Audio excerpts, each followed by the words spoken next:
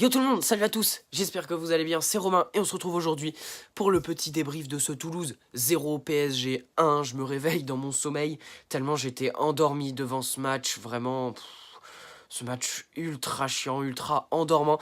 Je m'attendais à un match, tu vois, avec peu de rythme et quelque part c'est normal, voilà, il y a des manques d'automatisme, il y a aussi beaucoup de fatigue, il y avait les absents, il y avait Verratti sur le banc et Thiago Silva aussi sur le banc. Mais vraiment ce match était ultra chiant, encore une fois. Par contre Mbappé qui prend ses responsabilités, ça fait super plaisir, voilà, on l'a vu 2 ou 3 fois dans le match, et ça score, très bon contrôle, entrée de surface, frappe petit filet, parfait. Kylian Mbappé qui continue sur sa lancée, enfin c'est énorme ce petit gamin, 27 buts en Ligue 1, c'est tout simplement extraordinaire, il peut viser largement hein, les 30 buts en Ligue 1 cette saison, voire peut-être les 35, et ce serait totalement énorme.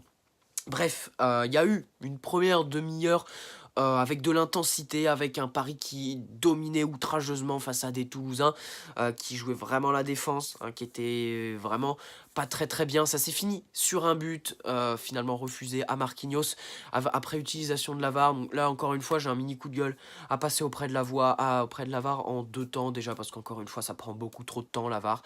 C'est pas possible. C'est pas possible, enfin, au bout de 1 ou 2 visionnages, c'est bon, mais ça prend trop de temps là.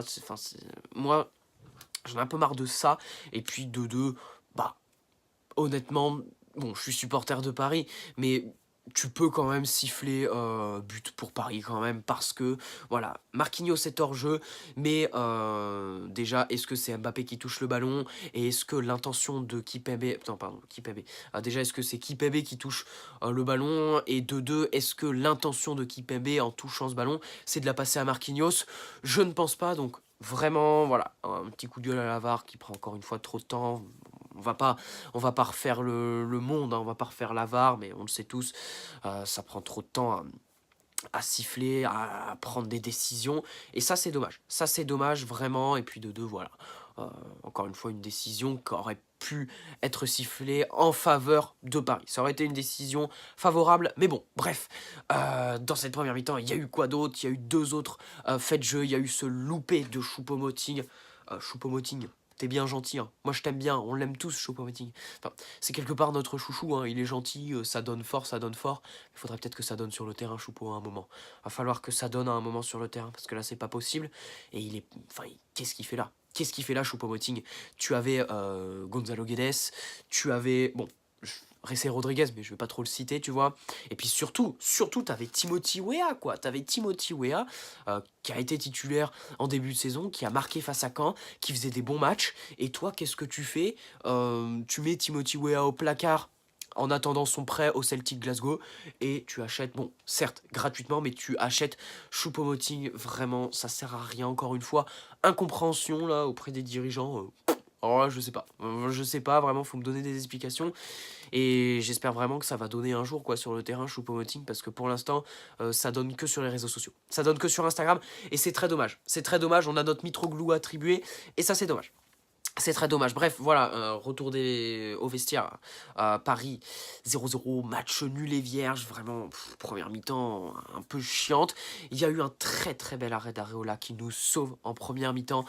Ce réflexe, je sais pas d'où il le sort, encore une fois. Areola a une capacité de réflexe qui est quand même assez extraordinaire, et ça faut le souligner. Encore une fois, un très bon match d'Areola. En... Allez, je réfléchis 2 3 secondes, mais vraiment, Areola, je le mets homme du match. Areola, je le mets homme du match ce soir, parce qu'il y a eu ce réflexe en première mi-temps, et en deuxième mi-temps, il y a eu ce face-à-face là qui sauve du bout du pied, absolument magnifique à Areola. Vraiment, il empêche 2 buts à Toulouse, et c'est quand même beaucoup de buts. Bref, deuxième mi-temps, voilà, peu d'occasions, match chiant, il n'y a rien à dire sur ce match, il n'y a rien à dire, match super chiant, ça se joue au milieu de terrain. D'ailleurs, au milieu de terrain, il y avait Paredes qui a quand même perdu 14 ballons en première mi-temps.